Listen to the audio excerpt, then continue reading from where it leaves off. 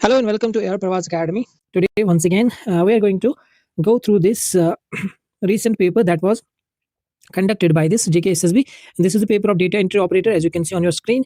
Data entry operator paper that was conducted in 2025.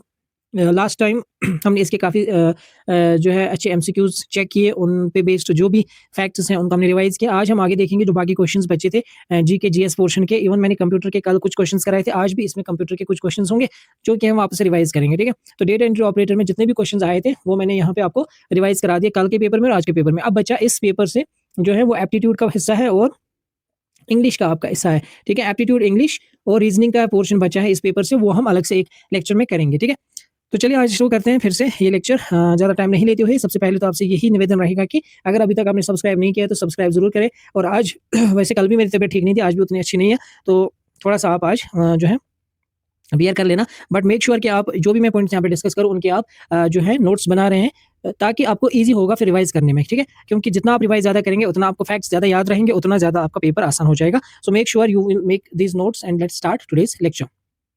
Here is your first question. First question is, as you can see, इसकी जो numbering है मैंने question number 15 as it is रखी है। ये paper की जो नंबरिंग है क्वेश्चन की वही है, तो इसलिए ये मत सोचना कि नंबरिंग कहाँ से आ गई। तो 15 ये पेपर में आया था, जो भी सीरीज थी मेरे पास उसका क्वेश्चन नंबर ये 15 है। Let's start now. क्वेश्चन आप देख रहे हैं, match column X with column Y. Column X में आपको दिया गया ग्राम, कार्डेमम, पाइनएप्पल, और कॉलम बी में आपको दिया गया है इसका प्रोड्यूसर स्टेट। आपको इनको मैच करना है। तो अगर आप देखेंगे ग्राम की बात करेंगे तो ग्राम जो है ये काइंड ऑफ पल्सेस में आता है। तो पल्सेस आपको याद होना चाहिए, पल्सेस सबसे ज़्यादा जो है उसके लिए सबसे ज़्यादा जो स्टेट मानी जाती है प्रोड्यूसिंग करने में वो है आपका मध्य प्रदेश। ठीक है, तो पल्सेस के लिए मध्य प्रदेश यानी कि 1 का तो फिर 1 ही आएगा। ठीक है, और अगर आप देखेंगे कल भी मैंने आपको एलिमिनेशन ऑप्शन की टेक्निक बताई थी। 1 का यहाँ पे 3 है, यहाँ पे भी 3 है, ये तो नहीं हो सकता, ये भी नहीं हो सकता। 1 का हमें 1 ढूंढना है, तो यहाँ पे देखिए आप, यहाँ पे भी 1 का 2 है, ये भी नहीं हो सकता। तो अगर आपको सिर्फ एक भी पता है ना, यहाँ से आपका आंसर निकल जाता है। तो आज इसका आंसर क्या रहेगा, ऑप्शन बी। फिर भी हम इन जो बाकी ऑप्शन है वो भी देखेंगे। कार्डेमम आपको पता है, केरला को हम क्या बोलते हैं, spice garden of India. Kerala को कहा जाता है स्पाइस गार्डन ऑफ इंडिया, तो ये आपको पता होना चाहिए, स्पाइस गार्डन ऑफ इंडिया। तो सबसे ज्यादा स्पाइसेस जो मिलते हैं केरला में ही मिलते हैं, और स्पेशली कार्डेमम के लिए तो और ज्यादा ये फेमस है। कार्डेमम यहाँ पे बहुत ज्यादा मिलते हैं। पाइनएप्पल की बात करूँ मैं तो इसके लिए जो हमारा नॉर्थ ईस्ट रीजन है वो काफ़ी ज़्यादा फेमस है, लेकिन उसमें भी सबसे ज़्यादा वेस्ट बंगाल के जो नॉर्दर्न डिस्ट्रिक्ट्स हैं, वेस्ट बंगाल के नॉर्दर्न डिस्ट्रिक्ट्स इसके लिए ज़्यादा फेमस है, जिनमें आपको सिलीगुड़ी और नॉर्थ बंगाल के रीजन्स नजर आएंगे। तो यहाँ पे आपका ऑप्शन तो मैंने बता दिया, लेकिन एलिमिनेशन टेक्निक भी आपने सीखी। इसके साथ साथ जो बाकी चीज़ें हैं जो आपको याद रखना है वो भी आपको इंपॉर्टेंट चीज़ें हैं, जैसे spice garden of India Kerala को कहा जाता है, इसको आप याद रखेंगे। इसके साथ साथ जो मध्य प्रदेश है उसको हम कहते हैं सोई स्टेट भी। मध्य प्रदेश को कहा जाता है सोई स्टेट। सोई, वाई सोई, बिकॉज ऑफ सोयाबीन। सोयाबीन जो प्रोड्यूस किया जाता है वो भी यहाँ पे सबसे ज़्यादा प्रोड्यूस किया जाता है। हाईएस्ट सोयाबीन प्रोडक्शन होती है यहाँ पे, और पल्सेस में भी ये सबसे ज़्यादा हाईएस्ट प्रोडक्शन देता है हमारा मध्य प्रदेश, ये आपको याद रखना है। इसके बाद केरला की अगर मैं बात करूँ तो केरला सबसे ज़्यादा रबर प्रोड्यूस करता है और spices. Spice garden of India तो मैंने आपको बताया, इसके साथ साथ रबर भी याद रखेंगे। रबर प्रोडक्शन भी सबसे ज़्यादा आपका केरला वाले रीजन में ही होती है। ठीक, वेस्ट बंगाल की बात करेंगे तो वेस्ट बंगाल आपको पता होना चाहिए, वेस्ट बंगाल में राइस प्रोडक्शन बहुत होती है। ठीक है, वेस्ट बंगाल राइस के लिए माना जाता है, और जूट जो है जूट प्रोडक्शन के लिए। कल मैंने आपको कहा था जूट को हम क्या बोलते हैं, तो वो मुझे आप जरूर बताएंगे, और जूट के से रिलेटेड जो भी रेवोल्यूशन है जो हमने कल पढ़ा वो मुझे आप कमेंट में फटाफट से बताएंगे, ताकि आपका रिवीजन भी हो जाएगी साथ साथ में। ठीक है, तो जूट के लिए और राइस के लिए वेस्ट बंगाल माना जाता है, और सैफरन के लिए कौन सी स्टेट मानी जाती है वो आपको पता होगी, आप मुझे कमेंट में बोल सकते हैं। नेक्स्ट क्वेश्चन देखेंगे, the Ladakhi Buddhist community belongs to which reservation category in India. ये भी क्वेश्चन पूछा गया है, डेटा एंट्री ऑपरेटर का जो पेपर था उसी के क्वेश्चन हैं, फिर से मैं आपको एक बार बता दूं। तो यहाँ पे पूछा गया है कि लद्दाखी बुद्धिस्ट जो है कम्युनिटी वो किस कैटेगरी को, रिजर्वेशन कैटेगरी को बिलोंग करती है। तो इसमें आपको याद ये रखना है कि लद्दाख की जो 80 to 90% पॉपुलेशन जो है ना वो शेड्यूल ट्राइब्स में आती है। किस में आती है, शेड्यूल ट्राइब्स में। तो यहाँ पे आंसर इसका होगा शेड्यूल ट्राइब। क्या होगा, शेड्यूल ट्राइब, ये आपको याद रखना है, शेड्यूल ट्राइब इसका आंसर होगा। और ये भी आपको याद रखना है कि लद्दाख वाले जो है ना अभी डिमांड कर रहे हैं कि हमें जो है शेड्यूल 5, जिसमें शेड्यूल ट्राइब्स आते हैं इंडियन कॉन्स्टिट्यूशन के, शेड्यूल 5 में डालने की हमें डाल दिया जाए, ताकि हमारी जो लैंड वगैरह है उसको प्रोटेक्शन मिले। जिसमें अभी 4 स्टेट्स हैं, आसाम, मिजोरम, त्रिपुरा, एम टीएम से याद रखेंगे, और मेघालय, ये शेड्यूल 5 में आते हैं। तो इनकी भी ये डिमांड है कि हमें इस शेड्यूल में डाल दिया जाए। ठीक है, तो याद रखना है शेड्यूल 5 नहीं, सॉरी शेड्यूल 6 आएगा वो। ठीक है, इंडियन कॉन्स्टिट्यूशन का शेड्यूल 6 जो है जिसमें शेड्यूल ट्राइब्स आते हैं, उसमें ये डिमांड कर रहे थे हमें डाल दिया जाए। और उसी पे बेस्ड डिमांड एक्चुअली वही थी जिसके कारण जो सोनम वांगचुक है वो भी फिर आपको पता है आजकल जेल में है। तो उसने भी ये डिमांड की थी कि जो लद्दाख का रीजन है इसको शेड्यूल 6 में डाल दिया जाए, ताकि हमें जो लैंड है इसमें प्रोटेक्शन हो जाए, क्योंकि आपको पता होगा शेड्यूल 6 जो इंडियन कॉन्स्टिट्यूशन का है उसमें जो भी स्टेट्स आते हैं, जैसे आसाम मैंने कहा आपको AMTM से आप याद रख सकते हैं, आसाम, मेघालय, त्रिपुरा एंड मिजोरम, ये स्टेट्स शेड्यूल 6 में आते हैं और इन स्टेट्स में क्या है करंटली अगर आप देखेंगे तो यहाँ पे लैंड प्रोटेक्शन मिल जाती है और इनका जो कल्चर है उसको प्रोटेक्ट किया जाता है। इसीलिए जो लद्दाख है उन्होंने भी डिमांड की थी हमें शेड्यूल 6 में डाल दिया जाए, लेकिन अभी तक वो नहीं हुआ। और शेड्यूल 6 के साथ कौन सा आपका आर्टिकल जुड़ा हुआ है वो भी आपको पता होना चाहिए, आर्टिकल नंबर 342, ये आप याद रखेंगे, इंडियन कॉन्स्टिट्यूशन का आर्टिकल नंबर 342 आपका शेड्यूल ट्राइब्स के साथ जुड़ा हुआ है, जिसमें जो है शेड्यूल ट्राइब्स के साथ डील करता है, जिसमें सारी स्पेसिफिकेशंस वगैरह वहाँ मेंशन है, ठीक है। तो ये जो बाकी पॉइंट्स जो मैं बोल रहा हूँ ना, इनको आपको लिखना जरूरी है ताकि आपको ये बाद में याद रहे, ठीक है। क्वेश्चन नंबर 3 की ओर बढ़ेंगे। आज का जो क्वेश्चन नंबर 3 है टोटली पेपर में आया था क्वेश्चन नंबर 19 पे, इसमें बताया गया था in which state union territory is the Chushul valley located. Chushul valley कहाँ पे लोकेटेड है, तो ये क्वेश्चन पूछा गया था और इसका भी अगर आप देखेंगे आंसर आपको मिलेगा लद्दाख रीजन, ठीक है।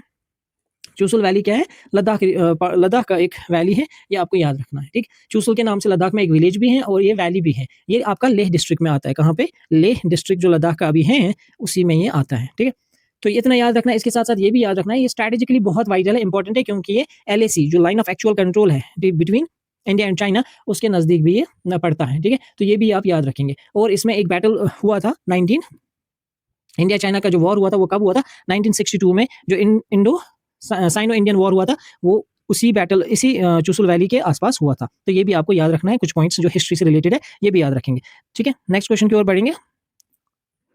Which is traditional Kashmiri musical instrument commonly used in classical music. Kashmir में जो ट्रेडिशनल कश्मीरी म्यूजिक, उसमें कौन सा इंस्ट्रूमेंट इनमें से यूज किया जाता है। क्लासिकल म्यूजिक कश्मीर का जो है उसमें कौन सा ट्रेडिशनल, जो यहाँ पे आपको दिए गए हैं 4 ऑप्शंस, वीणा, संतूर, गिटार, शहनाई। आपको पता है गिटार तो हो नहीं सकता और वीणा यहाँ पे बहुत कम मिलती है आपको और वीणा बजाई नहीं जाती। अब संतूर और शहनाई याद रखना है। कश्मीर की ट्रेडिशनल म्यूजिक में संतूर का सबसे ज्यादा इस्तेमाल होता है, ठीक है। संतूर जो है ये एक ट्रापेजोइडल शेप्ड एक इंस्ट्रूमेंट होता है जो कश्मीर का जो सूफियाना म्यूजिक है उसमें इसका काफी ज्यादा यूज किया जाता है। सूफियाना म्यूजिक, या आप जिसको बोलेंगे सूफीज्म के साथ सूफियाना म्यूजिक, ठीक है। तो इसमें ये काफी ज्यादा होता है और इसको पॉपुलराइज किया था किसने सबसे ज्यादा, अगर आप याद रखेंगे तो पंडित शिव कुमार शर्मा ये कनेक्टेड हैं इसके साथ, यानी कि संतूर को अच्छा ये यूज करते थे, ठीक है। इसके साथ साथ भजन सोपोरी भी याद रखेंगे, उन्होंने भी काफी नाम कमाया है इसमें, तो ये भी याद रखेंगे, ये संतूर के साथ कनेक्टेड है, ठीक है। इसके साथ साथ अब और क्या पूछा जा सकता है एग्जाम में, कश्मीर के म्यूजिकल इंस्ट्रूमेंट्स में याद रखना है तुम्बक नारी हो सकती है, पूछा जा सकता है तुम्बक नारी क्या होती है। तो ये भी जो है कश्मीरी फोक म्यूजिक है उसमें ये यूज की जाती है तुम्बक नारी। ये एक ड्रम होता है जो यूज किया जाता है, ठीक है, अर्दर्न ड्रम होता है ये जो क्ले से बनता है, ठीक है। तो इसको भी याद रखना है कि तुम्बक नारी पूछा जा सकता है। इसके साथ साथ आपको रबाब पता होना चाहिए, रबाब, ठीक है, रबाब भी पूछा जा सकता है जो कश्मीर म्यूजिक में काफी ज्यादा यूज किया जाता है। और ये जो रबाब है अफगानिस्तान में भी काफी ज्यादा यूज किया जाता है इसमें, जो इसको स्ट्रिंग इंस्ट्रूमेंट भी कहते हैं तो याद रखना है इसको भी। एक और चीज मैं आपको यहाँ पे थोड़ा सा मैं आपसे देखूंगा कि आपको कितना पता है। हाफिज नगमा, ये आप मुझे बताएंगे ये कहाँ से आया था कश्मीर में। हाफिज नगमा कब आया था कश्मीर में और ये क्या होता है, ये आप मुझे कमेंट्स में जरूर बता देंगे, ठीक है।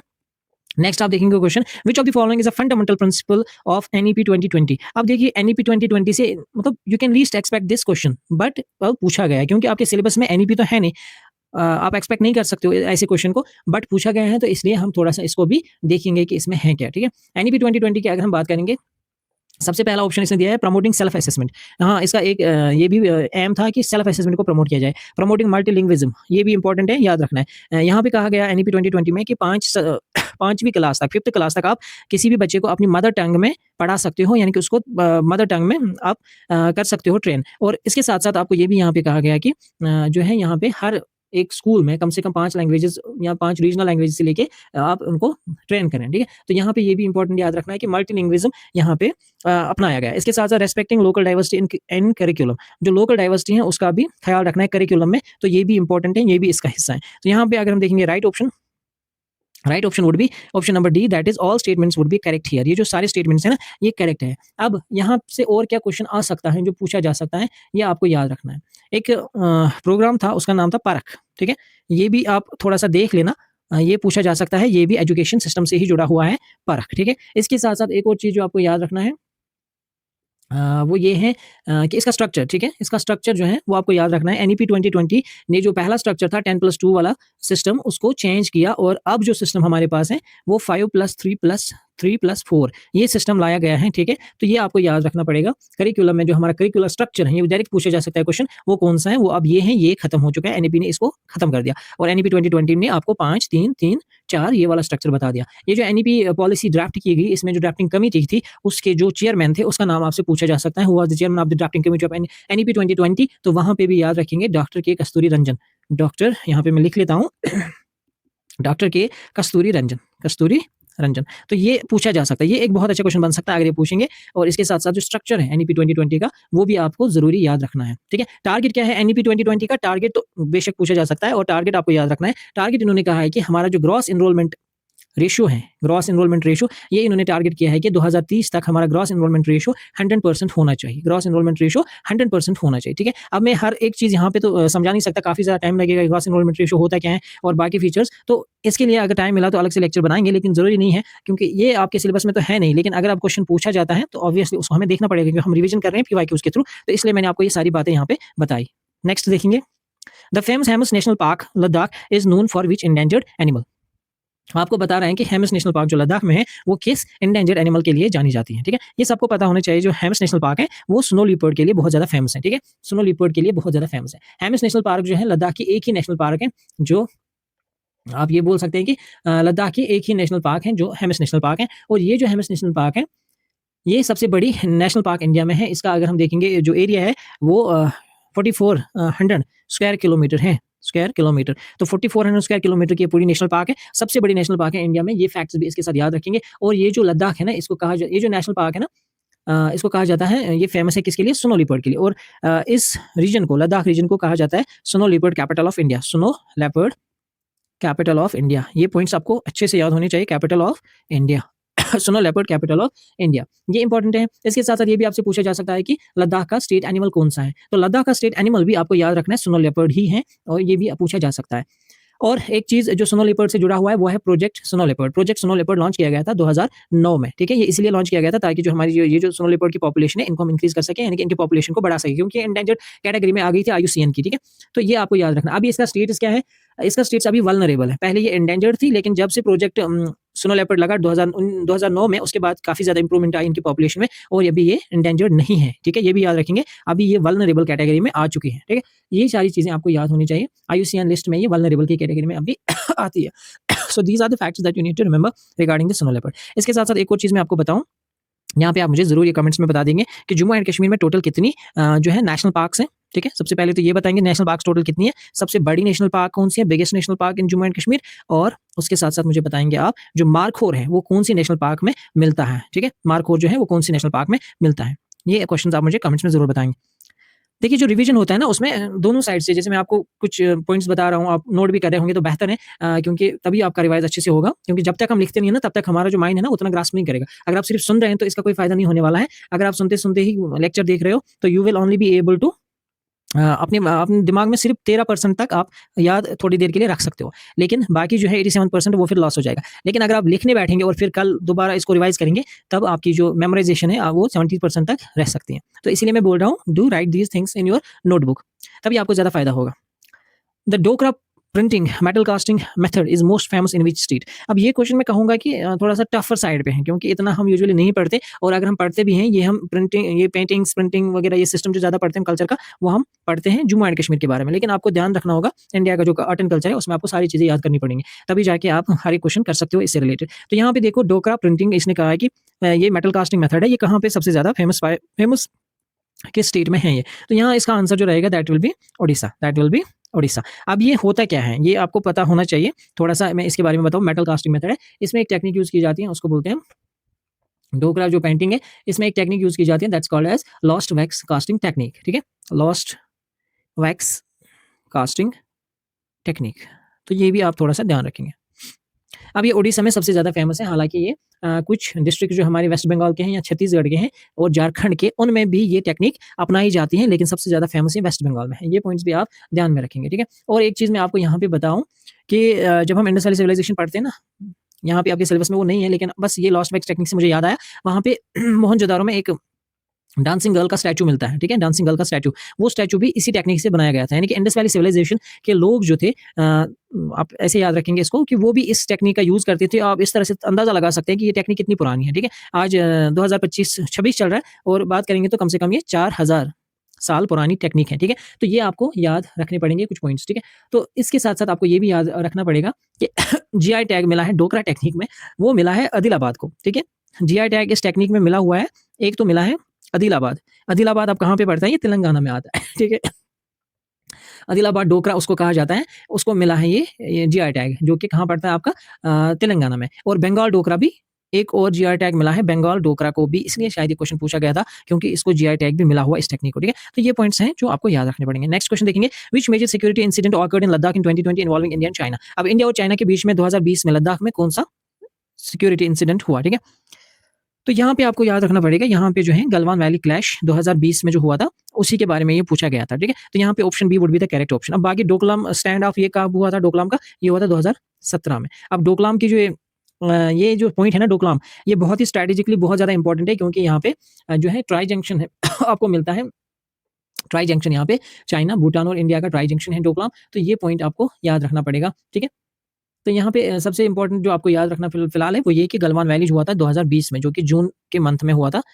जून 2020 में इंडिया और यहाँ पे कुछ शहीद भी हुए थे इंडिया की तरफ से जिसमें अगर आपने सुना होगा मेजर संतोष बाबू जो हैं एक शहीद हुए थे यहाँ पे। तो 20 आस-पास 20 सोल्जर्स तकरीबन यहाँ पे शहीद हुए थे उस टाइम पे। तो ये भी आपको याद रखना इसीलिए ये पूछा गया था। और इसके साथ-साथ ये जो सियाचिन हुआ था, सियाचिन का ये तो काफ़ी पुराना है, इसमें ऑपरेशन मेघदूत आपको याद रखना पड़ेगा। ये सियाचिन पे कब्ज़ा किया था ऑपरेशन मेघदूत के तहत, ठीक है?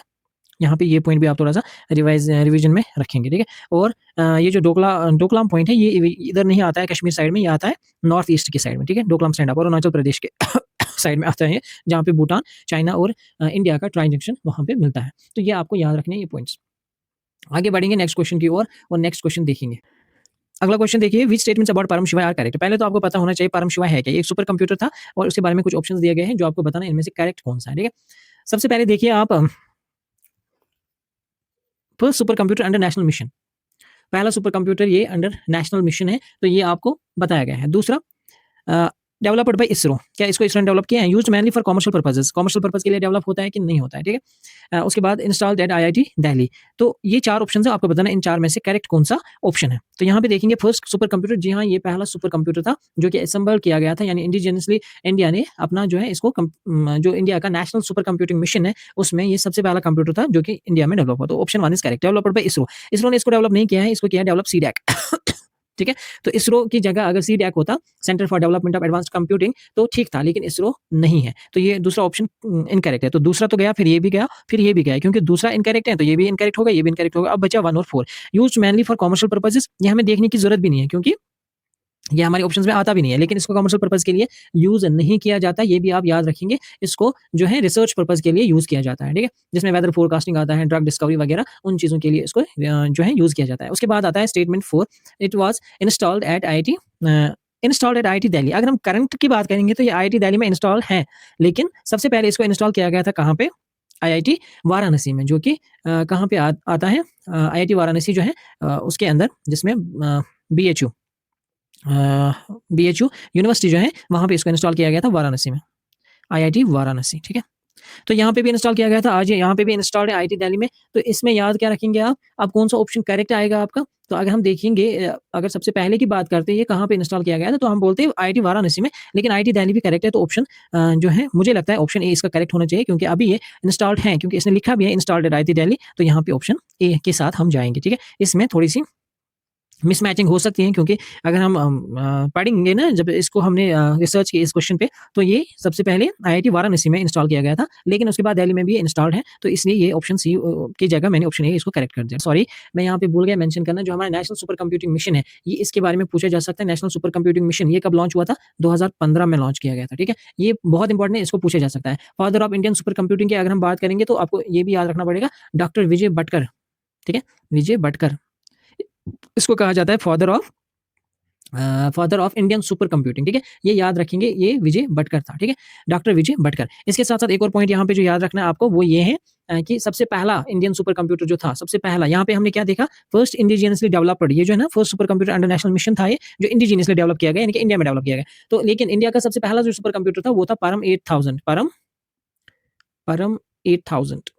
तो सबसे पहला सुपर कंप्यूटर इंडिया का ये था, परम 8000। इस पे भी क्वेश्चंस आते हैं, इसको सबसे ज़्यादा याद रखने की ज़रूरत है, ये आपको कंप्यूटर में भी क्वेश्चंस आता है, ठीक है।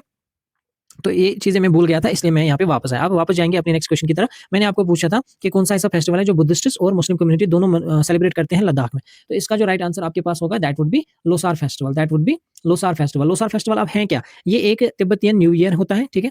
तिब्बतियन जब न्यू ईयर होता है उसी टाइम में मनाया जाता है तिब्बतियन न्यू ईयर, ठीक है? Losar festival Tibetan new year होता है, ठीक है? तो ये आपको याद रखना है। ये यहाँ के सारे जो कम्युनिटीज़ हैं वो स्पेशली जो लद्दाख की मेजर 2 कम्युनिटीज़ हैं, एक है बुद्धिस्ट, एक है मुस्लिम्स। तो ये दोनों यहाँ पे इसको सेलिब्रेट करते हैं आपस में मिलके, ठीक है?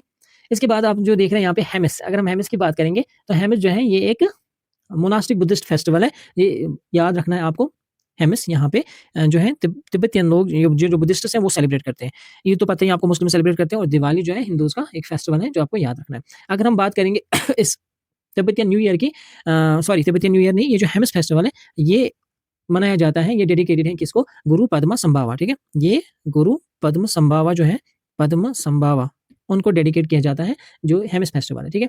ये आपको याद रखना है। इसमें आपको मास्क डांस, जिसको हम छम बोलते हैं, इस हेमिस नेशनल फेस्टिवल के टाइम पे छम का मतलब है यहाँ पे मास्क डांस किया जाता है यहाँ पे। तो ये भी पूछा जा सकता है कि छम डांस कब किया जाता है? ये भी आप याद रखेंगे, ठीक है? तो कुछ चीज़ें हैं जो आपको याद रखनी है यहाँ पे। बाकी आपको पता है इस क्वेश्चन का जो आंसर था that was Losar, okay. Next question देखेंगे, what is the primary objective of Kyoto protocol? अब क्योटो प्रोटोकॉल का प्राइमरी ऑब्जेक्टिव आपसे पूछ रहा है। तो आपके ऑप्शन जो हैं वो है, पहला phase out CFCs to reduce ozone depletion, limit and reduce green house gas emissions, establish guidelines for ocean conservation, promote sustainable agriculture. तो कुछ जो है हमारी प्रोटोकॉल्स वो आपको याद रखनी है, ठीक है? बहुत इंपॉर्टेंट प्रोटोकॉल, जिसमें आपकी क्योटो प्रोटोकॉल भी आती है एक, और एक आती है मॉन्ट्रियल प्रोटोकॉल, ठीक है? जो आपको याद रखनी है। तो यहाँ पे क्योटो प्रोटोकॉल जो है ये एक इंटरनेशनल ट्रीटी है जो कमिट करती हैं कि इसमें जो भी स्टेट या पार्टीज़ इन्वॉल्व्ड हैं वो ग्रीन हाउस गैस एमिशंस को कम करेंगे, ठीक है? तो इसके लिए आपको याद रखने का ग्रीन हाउस गैसेस से limit and reduce the green house gas emissions, ठीक है? तो यहाँ पे option number 2 would be the correct option, ठीक? तो ये आपको याद रखना है, बस इतना याद रखो, क्योटो प्रोटोकॉल जीएचजीज़ के लिए जीएचजीज़ मतलब ग्रीन हाउस गैसेस के लिए, बस इतना आप याद रखेंगे। तो ऑब्वियसली ग्रीन हाउस गैसेस की वजह से क्या होता है? Global warming. तो ग्लोबल वार्मिंग पे भी अगर कभी ऑप्शन आता है, ग्लोबल वार्मिंग से रिलेटेड कौन-सी है, तो क्योटो प्रोटोकॉल आप वहाँ पे फट से पहचान लेंगे।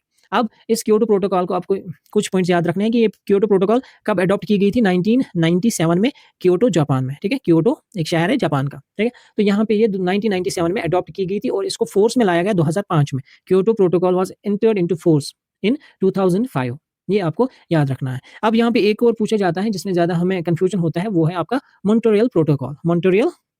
मॉन्ट्रियल प्रोटोकॉल जो है वो रिलेटेड है आपका ओज़ोन से, ठीक है? प्रोटोकॉल ये आपका ओज़ोन से रिलेटेड है, ठीक है?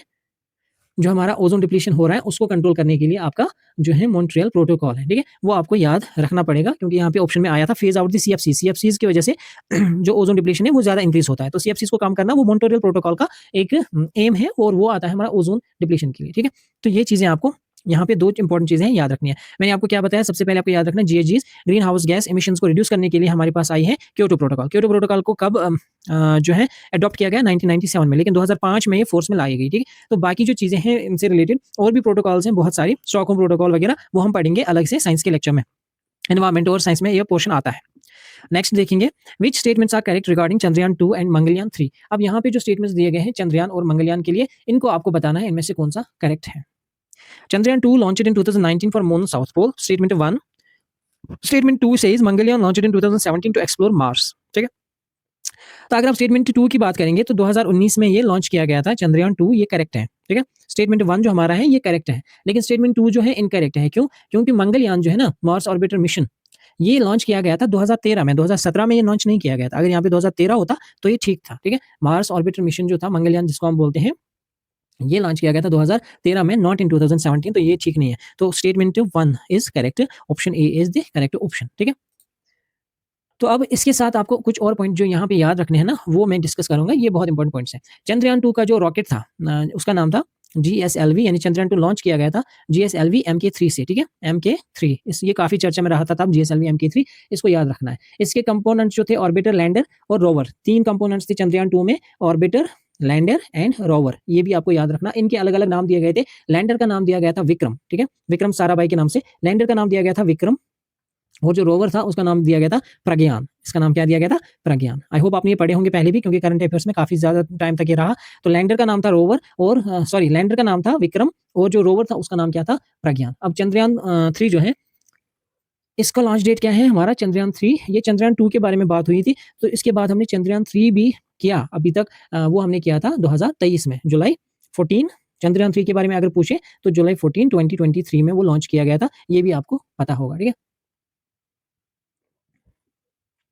तो जुलाई 2023 में हमने इसको लॉन्च किया है। जो चंद्रयान 3 की मैं अभी बात कर रहा हूँ, मैं चंद्रयान 2 की बात नहीं कर रहा हूँ। याद रखेंगे, चंद्रयान 3 जो रिसेंटली हमने लॉन्च किया था, वो किया था हमने जुलाई 2023 में, जुलाई 2023 में और 14 जुलाई, ठीक है, 14th ऑफ जुलाई 2023 हमने इसको लॉन्च किया था और अगस्त में 23 अगस्त को ये वहाँ पे लैंड होता है। कहाँ पे? South pole of the moon पे लैंड होता है अगस्त 23 को, ठीक है, 2020 अगस्त 23, 2023। तो इस दिन फिर हमने एक डे सेलिब्रेट करना शुरू किया तब से। हर हर साल हम मनाते हैं वो डे। वो मुझे आप कमेंट में बताएँगे कौन-सा दिन हम इस दिन अगस्त 2023 को कौन-सा दिन मनाया जाता है।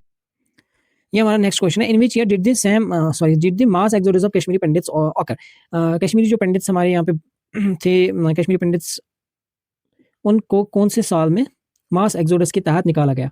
ठीक है? मास एक्सोडस यानी कि कश्मीर से जो कश्मीरी पंडित्स जो यहाँ पे रह रहे थे, वो कौन से साल में मास एक्सोडस के तहत यहाँ से निकले? ठीक है?